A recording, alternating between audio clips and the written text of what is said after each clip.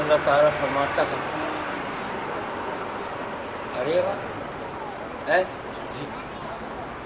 اللہ تعالیٰ فرماتا ہے ہم آدمی کو موت کی خبر دیتے ہیں، سب سے پہلے اس کے بال سفید کر دیتے ہیں تو وہ نشانی ہمارے قریب مرنے کے قریب ہوتی ہے۔ پھر ہم بعض بیماری بھی بھیجتے ہیں جس سے اس کو آگاہی دیتے ہیں۔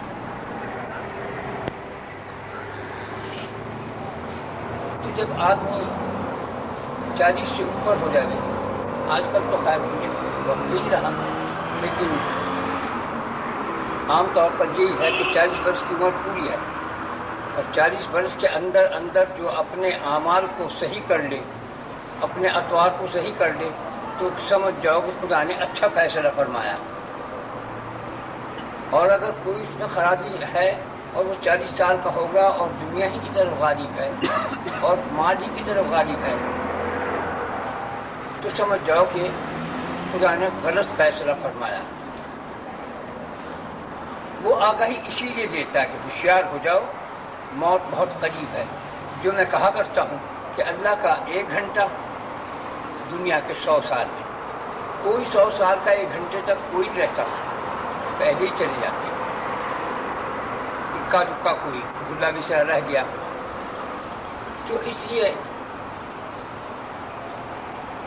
خدا کی اس فرمان پر ہمیں یقین ہے اور ہم ڈرتے بھی ہیں اور مرتے بھی ہیں اس پر، دونوں ہی باتیں ہیں۔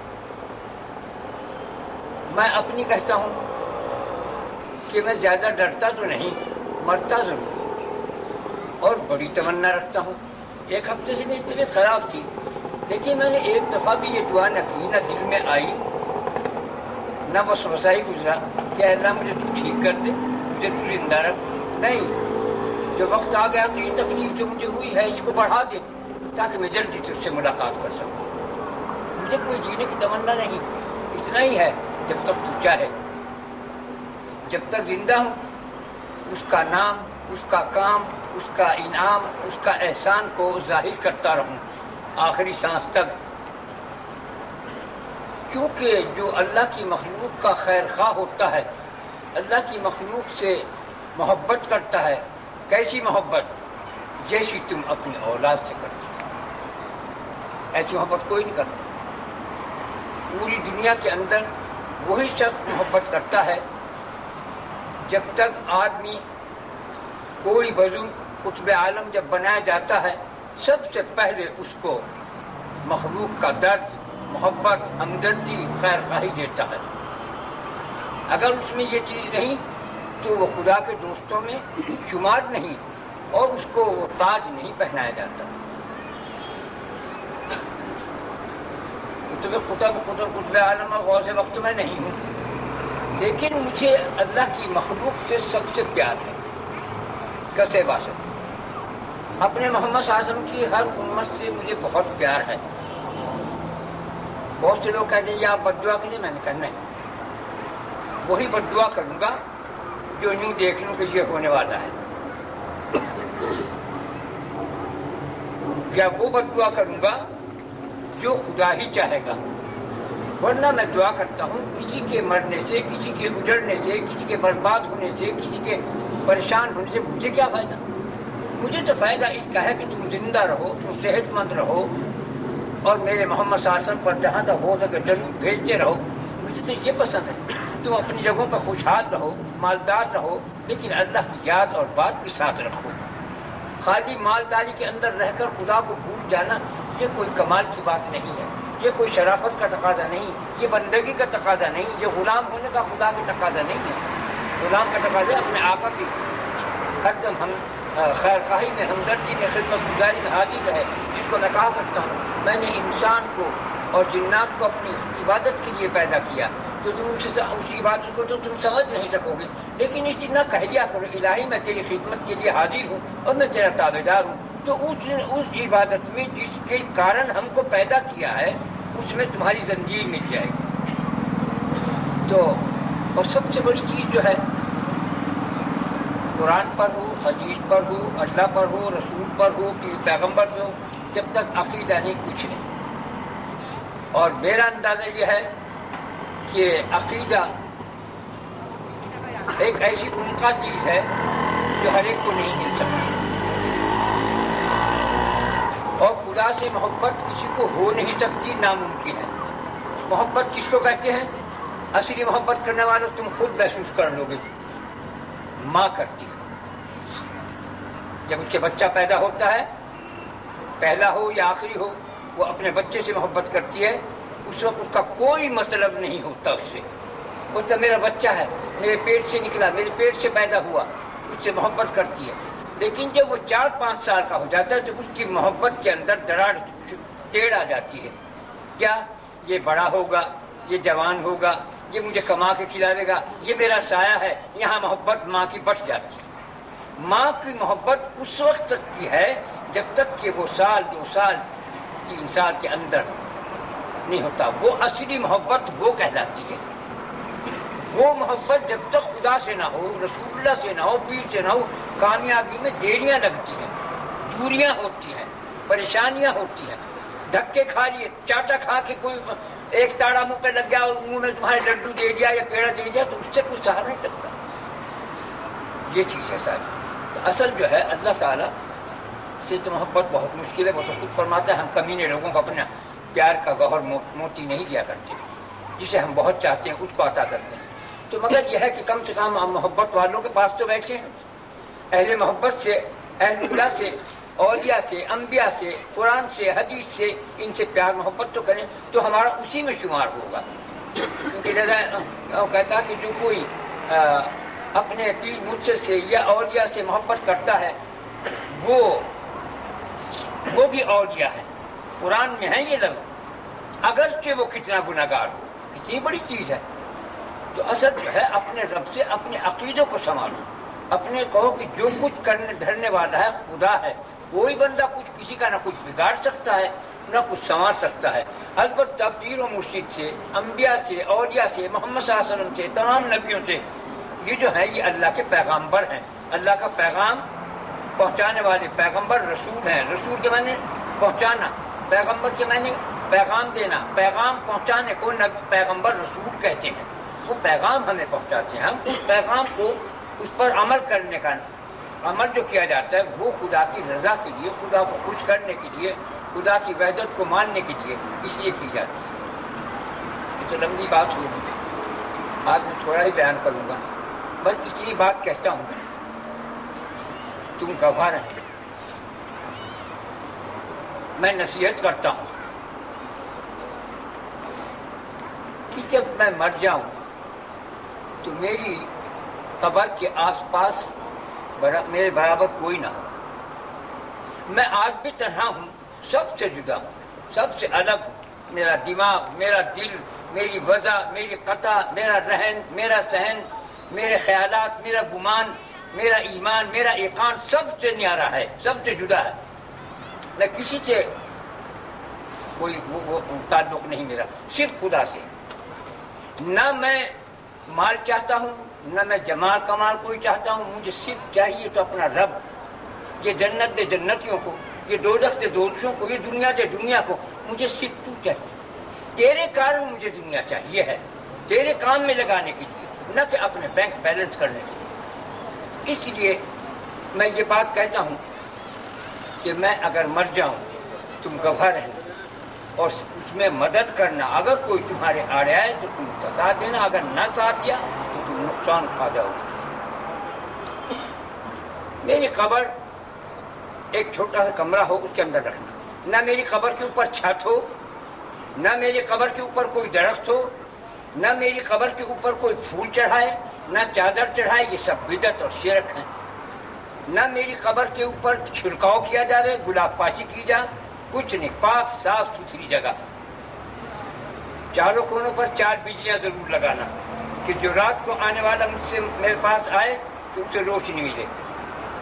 12 بجے کے بعد میری قبر سے کوئی نہ آئے، خطا کھا جائے گا، نقصان اٹھا جائے گا، جان گنوا جائے گا۔ اور دوسری چیز یہ ہے کہ ایک بات یاد رکھیو،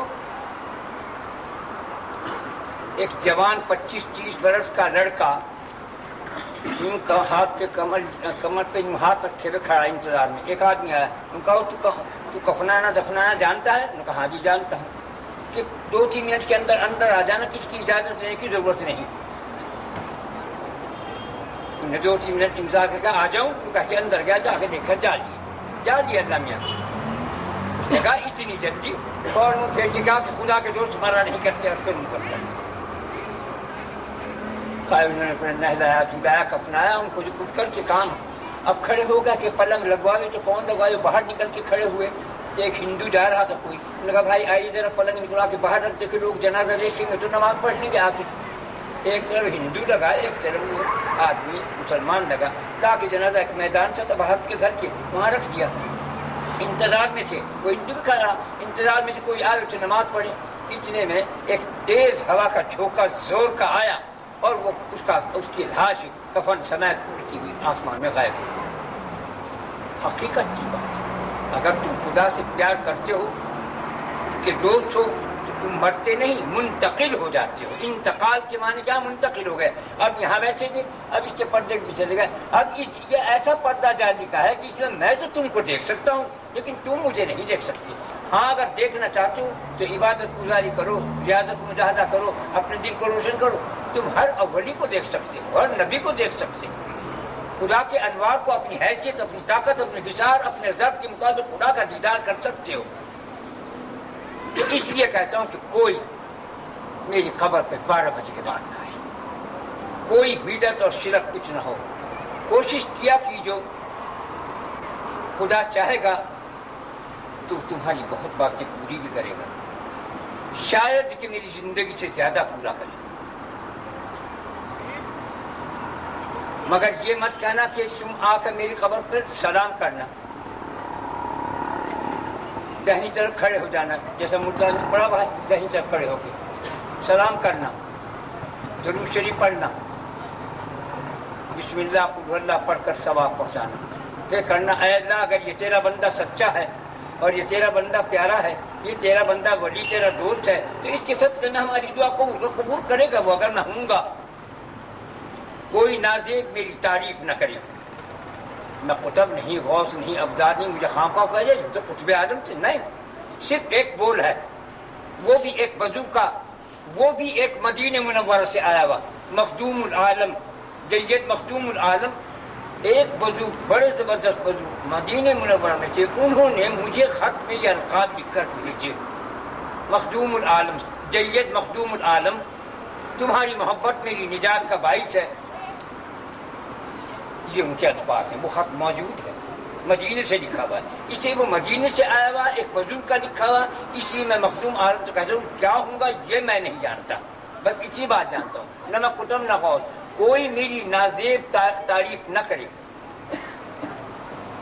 دوسرے یہ ہے کہ کوئی بدعت شر میری قبر پر نہ ہو، کیونکہ نبی کریم صلی اللہ علیہ وسلم کی کچی قبر ہے، ایک بارش اونچی قبر سے زیادہ نہیں آپ کی، یہ تکیہ زیادہ اونچا ہے، یہ بارش سے زیادہ اس سے کم ہے، نبی کریم صلی اللہ علیہ وسلم کی، ابو بکر صدیق کی بھی، حضرت عمر فاروق کی نہ کم ہے، اور حضرت عثمان کی تو قبر ہی نہیں ہے، ان کے اتنی سی جگہ پہ جتنی جگہ ہے ایک پتھر موٹا سا یہ نہیں پتھر رکھ رکھی، قبر ہی نہیں ہے، اتنے بڑے صحابی، حضرت علی کا پتہ ہی کسی کو نہیں، کہنے کو کہتے ہیں کہ وہ نجف اشرف میں، حالانکہ نہیں ہے۔ میں نے اپنے شیخ سے سوال کیا کہ حضرت علی کرم اللہ جو کہاں ہے، کہا کہ نجف اشرف میں، کیا واقعی نجف اشرف میں؟ کہ لوگ کہتے ہیں۔ میں نے کہا نہیں حضرت، مجھے ایسا محسوس ہوتا ہے آپ وہاں نہیں ہیں۔ تو وہ ہف دھک رہ گئے سن کے اور خاموش گردن جھکائے، اور اس کے بعد وہ ایسے تھے میرے ساتھ ان کا معاملہ جیسے کچھ وہ خوف زدہ سے، تو وہ سمجھ گئے تھے باقی یہ لڑکا یہ لونڈا جب تو عمر ہی کم تھی میری، 32-35 کے اندر نہیں تھا، تو وہ سمجھ گئے تھے یہ اور طرح کا۔ تو اصل بات یہ ہے کہ ان کی خبریں نہیں ایسی، تو میری خبر کو اونچا کیوں کرو گے؟ میری خبر پر سونا چاندی کیوں چڑھائے؟ میری خبر کو مزین میں کچھ رکھے، پاک صاف سفید بالکل۔ اور جمعرات کی کوشش کیا کیجو کہ تمہیں اس کا فائدہ پہنچے گا۔ بیٹھ کے کوئی درود پڑھتے ہوئے میرے پیروں کی طرف نہ بیٹھے، دہنے بائیں بیٹھنا، سرہانے بیٹھ جانا، لیکن پیروں کی طرف بیٹھ کے درود نہ پڑھنا کہ نبی کریم صلی اللہ علیہ وسلم کی حرمتی ہے، بے ادبی ہے، گستاخی ہے۔ آپ کا درود میرے پیروں کی طرف توبہ۔ یوں سے میرے یہ جو لوگ جنازوں کے اوپر وہ لکھا ہوا کپڑا ہوتا ہے جس پہ کلمہ درود سبحان اللہ اللہ اکبر کیا گیا، کبھی نہیں ڈالنا چاہیے، کیونکہ مردہ تو مرا ہوا ہے، اس کے اوپر تم نے ڈال دیا، اس کے پیروں کے اوپر اللہ اکبر آ گا یا سبحان اللہ آ گا یا بسم اللہ، تو آپ گنہگار ہوں گے، وہ نہیں۔ لیکن وہ گنہگار نہیں ہوگا کہ تو نے مرتے ہوئے نصیحت کیوں نہیں کی۔ جو شخص مرنے سے پہلے نصیحت نہیں کرتا وہ گنہگار ہے زبردست، اسے نصیحت کرنی چاہیے۔ اگر کوئی اس کی خبر پر اس کی ماں بہنیں، اس کے رشتے دار کی بھی بچے روتے ہوں اور بیان کر کے روتے ہوں تو فرشتے اس کی چھاتی پر ٹوک مارتے، کیا ایسا ہی ہے تو جیسے یہ رو کے کہہ رہی، کہ مجھے تو خبر کیوں نہیں نصیحت کی، اس کو مرنے سے پہلے نصیحت کرتا، ایسا ایسا مت کرنا۔ اس لیے میں نصیحت کرتا ہوں، ہر ایک کو نصیحت کرنی چاہیے۔ نصیحت نامہ اپنے تکیے کے نیچے رکھیں۔ تو یہ کام میں تمہیں بتاتا ہوں اسی لیے کہ میں جانتا ہوں کہ مرنے کے بعد پیروں کو رسول اللہ سے آگے کر دیں اور رسول اللہ کو اللہ سے آگے کر دیں، اور اللہ کا پتہ ہی نہ سکے اللہ میاں کہاں ہے۔ حیثیت کے مطابق ہم ضرور اللہ سے پیار کرتے ہیں، اللہ ہم سے پیار کرتا ہے، اس میں کوئی تجربہ نہیں، لیکن یہ تو نہیں ہے کہ ہم نبی کریم سے یا پیر و بزرگوں سے آگے قدم رکھ لیں، یہ بے ادبی بدتمیزی ہے۔ تو اس لیے کوئی ایسی بات نہ جیب لفظ نہ استعمال کرنا اور نہ کوئی ایسی بدعت شرک کرنا، کیونکہ اگر قبر کے اوپر سونا چاندی چڑھنا ہوتا تو محمد صلی اللہ علیہ وسلم کی قبر پر، محمد صلی اللہ علیہ وسلم کی قبر پر تو نہیں ہے، دادا کی اور بابا کی اور خواجہ کی قبر پر سونا چاندی ہم کو تو سزا نہیں۔ ہمارا شہنشاہوں کا شہنشاہ آدم جس کے کارن کل کائنات پیدا ہوئی وہ کچی قبر میں سوتا ہے، اس کی قبر پہ کپڑا بھی نہیں۔ بہت سے میں نے بدعتی لوگوں کو دیکھا اور کہنے لگے ہائے حضرت جی تو ننگے پڑے، ان کا وہ کپڑا ڈال لو، قبر کو ننگا کہہ رہے ہیں، اس کے اوپر کپڑا ڈال دو۔ رسول اللہ کی قبر پہ کوئی کپڑا ہے، ان کی قبر ننگی ہے۔ آج ان کو خود غیرت کو تقاضا چاہیے۔ اگر ہمارے محمد صلی اللہ علیہ وسلم کی قبر کو سننے کا ایک تار ہے تو بے شک تمہیں اجازت ہے کہ تم من لگا دو، لیکن جب ان کی خبر پہ ان کی جالیاں بھی آج بنیت بھی تل کی، اور خواجہ صاحب کی اور درد صاحب کی جالیاں سونے چاندی کی، یہ نہیں سمجھتے باہر۔ ہماری غیرت اس تقاضا کرتی، ہمارے محمد صاحب تو پیتل کی جالیوں کے پیچھے اور یہ سونے کی جالیوں کے پیچھے۔ تم یہ سمجھتے ہو کہ دادا صاحب یا خواجہ صاحب کچھ ہوں گے، واللہ کچھ نہیں ہے۔ مگر میں جو کہا کرتا ہوں اے رب میری یہ دعا ہے، آگے پتہ نہیں، میں تو مرنے کے بعد اگر کوئی نازیب حرکت کرے میں اس کے مارا کروں گا، اس کی گدی میں تماچا لگے گا۔ اگر تم میرا مرید معتقد کوئی نازیب حرکت کرے گا اس کی گدی میں شاید تماچا میں مارا کروں گا، مجھے اجازت مل گئی تو میں ایسا کروں گا، میں نہیں باز آنے والا۔ میں آج بھی کہتا ہوں اور جب بھی کہوں گا۔ اس لیے میں بات ہے، اس لیے میں تمہیں نصیحت میں تم بیٹھے ہو تب اس لیے میں یہ نصیحت کر رہا ہوں۔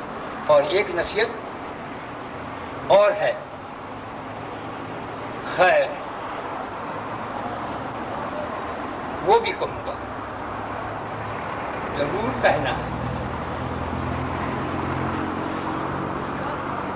یہ دنیا چند روزہ ہے، تم مرنے سے گھبراتے ہو، میں مجھے ایک تکلیف ہوئی، دھڑکن کی زبردست، لوگ کہتے تھے کہ ہارٹ کا تکلیف ہے، ہارٹ دل، جس دن وہ ہوا ہے تو میں سمجھا، میں نے کہا شیطان چھوٹ گیا ہے، آج وہ میرے دل کو دھکے مار رہا ہے فٹ بال کی طرح سے، گیند کی طرح سے۔ آج رمضان ختم، یہ منگل کا دن، منگل کی شام سے، حالانکہ مکے سے جا چکا تھا رمضان۔ اللہ تعالیٰ خود فرماتا ہے ہم مکے کے ایام سے، مکے کے دنوں سے اپنے کاروبار چلاتے ہیں، مہینے چلاتے ہیں، دن چلاتے ہیں، کاروبار کرتے ہیں، فیصلے کرتے ہیں مکے کے ایام سے، مکے کے دنوں سے۔ تو وہاں گیا تو یہاں بھی سب سے پہلے میری دھکا اسی نے مارا، کیونکہ اس کی پوری کاٹ پر اور وہ میری پوری کاٹ پر ہے۔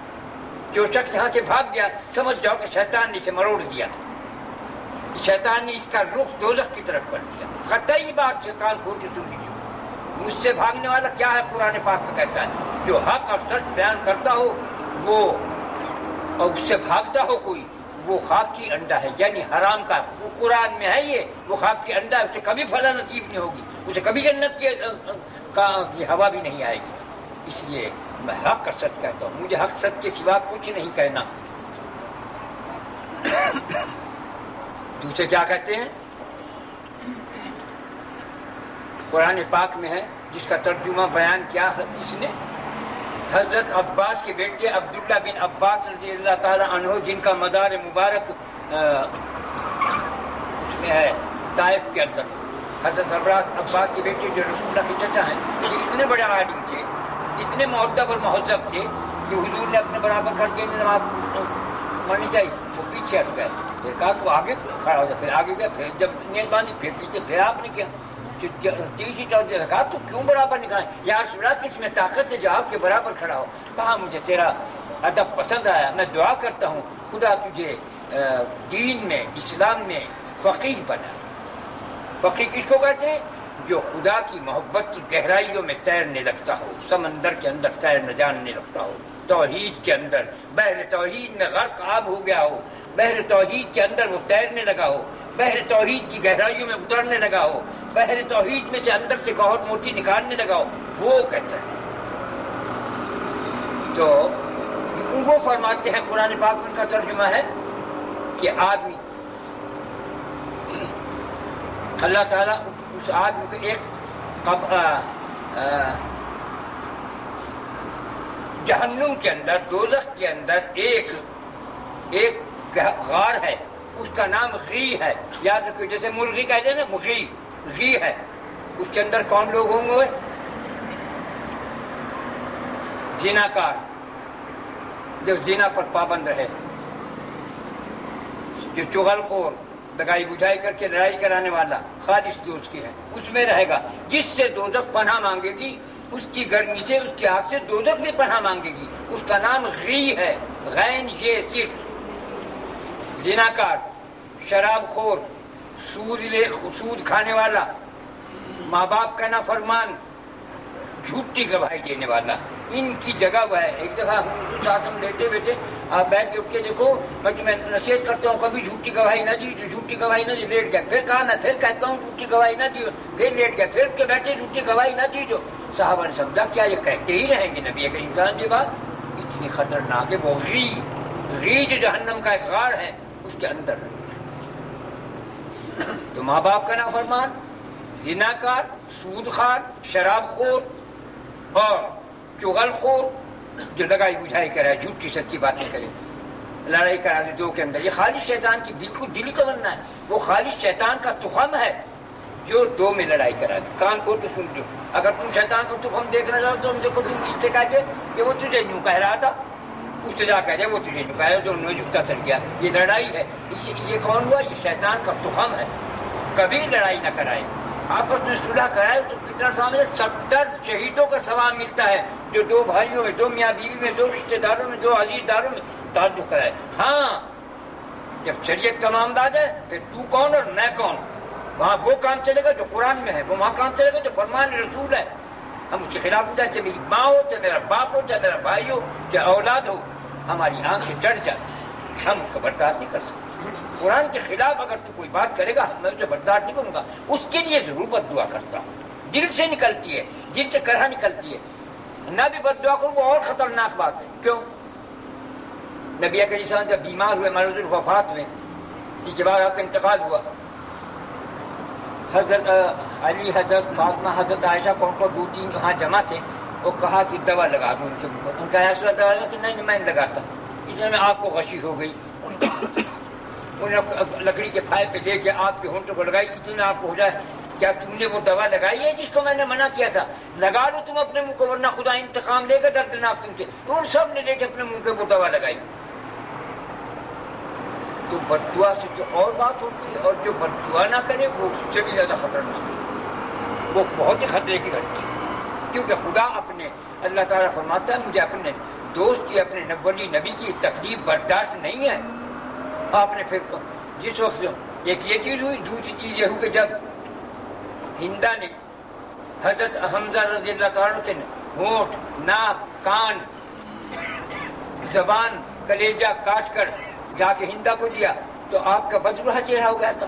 تو جب وہ مسلمان ہو گئے ویشی جنہوں نے کاٹا تھا تو آپ نے کہا تو کمر کے پیچھے بیٹھا کر، میں جب تجھے دیکھتا ہوں تو مجھے اپنے چچا کا بدروہا چہرہ دکھائی تو میرے دل کو سخت تکلیف ہوتی ہے.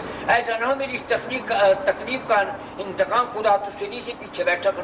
تو وہ پیچھے بیٹھے تو ضرورت ہے کہ مجھ سے کیا حرکت ہوگی، مطلب چہرے کے سامنے بھی بیٹھنے کے لائق نہیں. تو بھائی اللہ اپنے اولیاء کی تکلیف کو برداشت نہیں کرتا، اسے تکلیف دینا اسی لیے کہا ہے کہ کسی ولی نبی پیر قلندر کو کوئی تکلیف نہ دو. اس سے بہتر ہے کہ تم کسی پہاڑ سے ٹکرا لو اپنا سر، اس سے بہتر ہے کہ تم کسی بادشاہ سے ٹکرا جاؤ، لیکن اس سے نہ لینا، اس سے نسلیں میٹ ہو جاتی ہیں. تو میرا کہنے کا مطلب یہ ہے کہ تم یہ دھیان رکھو میری بات، اگر کوئی کل کو ایسی چیز ہو کوئی آڑے آوے تو تم اس کی مدد کرنا کہ تم کو اجر ثواب بہت ملے گا. کیونکہ میں تمہیں نصیحت سب کو کر رہا ہوں کہ تم جو کوئی یہاں کام کرنے والے ہوں گے، جو یہاں کے منتظم ہوں گے جن کو میں نے بنایا ہے، وہ اس کا نظام رکھیں گے. جو اس کا نظام رکھے گا اس کو دین دنیا میں فائدہ پہنچے گا. حضرت نظام الدین اولیاء رحمۃ اللہ علیہ کو 23 گھروں سے نکالا ہے. اجی ہمارا گھر خالی کر دو صاحب، ہمیں ضرورت ہے آپ سے خالی. ایک نے آپ کہا صاحب خالی کیجیے، ابھی 24 گھنٹے نہیں ابھی خالی کیجیے. ان کا سامان تھوڑا بہت بقیہ آدمی باہر نکال دیے. وہ ایک طرف مسجد تھی، مسجد کی طرف ایک پلنگ کھڑا کر کے اس کے پیچھے اپنی گٹھی کوٹلی جو کچھ ان کا صندوق تھا کچھ جو کچھ ہوگا اس زمانے میں وہ رکھ کے بیٹھ گئے. ایک شخص آیا، آپ کہا حضرت میں آپ کا کرتا، آپ میری میں بناؤں گا. انہوں نے بہت دیر کیا، مجھے تقریب ہے. انہوں نے وہ خان کا بنائی جو آج تک بنی ہوئی ہے نظام الدین اولیاء کا. وہی نظام الدین اولیاء کا وہ آدمی جس نے آپ کو گھر بنا کے خانقاہ بنا کے دی اور مزار بھی بنا، اسی کا گھرانہ چل رہا. اور جتنے وہ لوگ نکالے آپ نے پوچھتا بھی کوئی نہیں کس کتے کی موت مر گئے کہاں چلے گئے، پتہ ہی نہیں ان بدبختوں کا جنہوں نے ان کے ساتھ ظلم کیا، پیش کر دیا سب کا حقیقی سے مٹا دیا. یاد مٹا دیا. جو نبیوں کی، جو ولیوں کی اولاد ہو یا ان کے مرید معتقد ہوں، اگر وہ ایسے نازیب میں آتے مٹا دیتا ہے. خدا کا قانون ہے. آج کتنے نبیوں کی امتیں ہیں؟ صرف محمد صلی اللہ علیہ وسلم کی امت یا حضرت عیسیٰ علیہ السلام کی کچھ، وہی منحرف، وہی بددین، وہی بے ایمان بن گئے، وہی مخالف ہو گئے رسول اللہ کا. تو مطلب میں یہ کہتا ہوں کہ اس میں مدد کیجو. اور میرا یہ ہے کہ میں نہیں کہہ سکتا کہ کب چلا جاؤں، میں تو انتظار میں ہوں. انتظار بشیار نہ باشد، ابھی انتظار بھی نہیں ہو رہا. تکلیف یہ بڑھا کے تکلیف کہ میرا جلدی میں تیرے پاس پہنچوں. میں ملنا چاہتا ہوں، میں تجھ سے بات کرنا مانگتا ہوں، میں کیا کروں نہیں رہا جاتا. میں نے ایک دفعہ خواب میں دیکھا مثال یا صورت میں اللہ تعالیٰ کو جلوہ ہو، بہت بھاری بھرکم ایک نور کا مجسم ہے. میں پاس بیٹھا، میں نے کہا اللہ تو مجھے کب تک تڑ پائے گا، مجھے کیوں نہیں اپنے پاس بلا لیتا. میں یوں کر کے رونا شروع کر دیا تو اللہ تعالیٰ یا تو مسکرا رہا تھا یا ایک دم اس کا چہرہ غمزدہ ہو گیا. مگر جواب کچھ نہیں تھا. تو حقیقت کی بات یہ ہے کہ میں بہت جلدی جانا چاہتا ہوں. میں تو 10-11 برس کی عمر سے اپنے رب سے ملنا چاہ رہا ہوں. آج مجھے میں 80 81 82 کتنے کا ہو گیا ہوں گا، بے تاب ہوں، بے آب ہوں، معلوم نہیں کیوں. تو یہ میرا مقصد ہے کہنے کا. تو بھائی اور ایک نصیحت ہے وہ اور ختم. اب تم درود شریف پڑھ لو.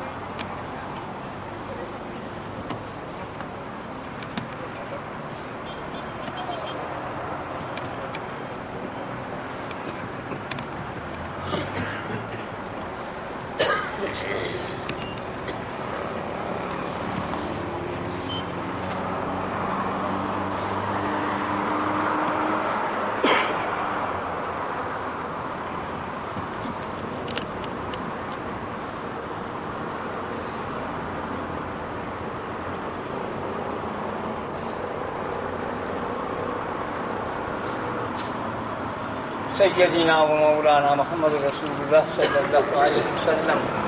اے اللہ ہم سب نے جو کچھ پڑھا ہے پڑھنے کا ثواب ہدیہ نظر جناب رسول اللہ صلی اللہ علیہ وسلم کے روح مبارک کو پہنچ جائے. ان کے صدقۃ فیض سے ہماری صغیرہ کبیرہ جان بھول گناہوں کو معاف فرما دے. اے اللہ ہمارے دین میں ایمان میں اسلام میں صحت میں زندگی میں رزق میں برکت عظیم عطا فرما. اللهم إني أسألك العفو والعافية في الدين والدنيا والآخرة. اللهم إني أسألك العفو والعافية في الدين والدنيا والآخرة. اللهم اغفر بسترك الجميل. اللهم اغفر لي ولوالدي والمؤمنين والمؤمنات والمسلمين والمسلمات الأحياء منهم والأموات. اے اللہ تو ہم پر اپنے کرم اور فضل کی انتہا عطا فرما.